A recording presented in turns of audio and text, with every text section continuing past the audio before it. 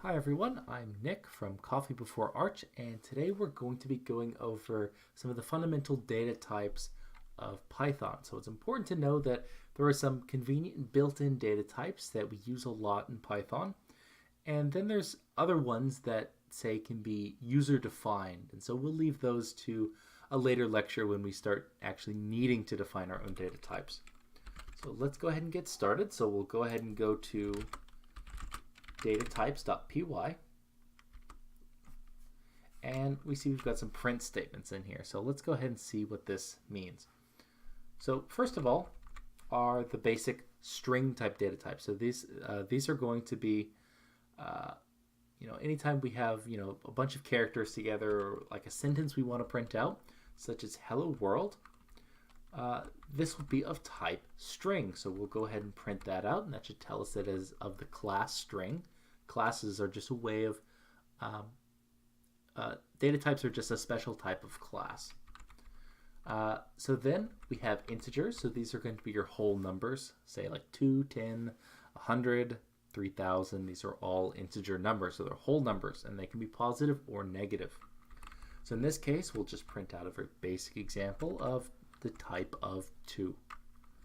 This could be any number though. And then we have a Boolean. So Booleans are a special type of integer. So integers are any number between, if it's unsigned, it can be between 0 and 2 to the 32. And you can also have signed integers as well. I believe Python, it's automatically signed integers. Now, the reason why I say that Boolean's a special type of integer is because it's a special type that can only have two things. It can only be a 0. The value can only be a 0 or a 1, or in this case, that can be seen as true or false. True being a 1, false being a 0. So if we print out the built-in true, so everything that's highlighted is a built-in thing. So false is another built-in, and then just like true is a built-in.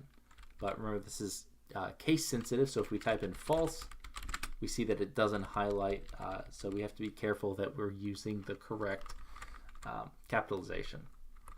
So we'll print out the type of that, which will be bool.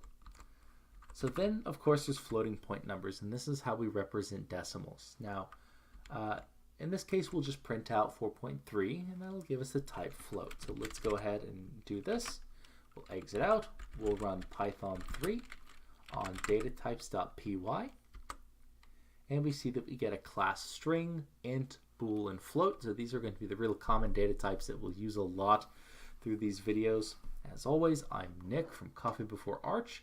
Feel free to check out the Coffee Before Arch GitHub page, where we can go to the Python 3 crash course, and under fundamental concepts and variables, we can see the data types file that we played with today. You can download it, play around with it. Feel free. Try to see if you can, maybe poke some holes in it, or have some fun with it. Like I said, I'm Nick from Coffee Before Arch, and I hope you have a nice day.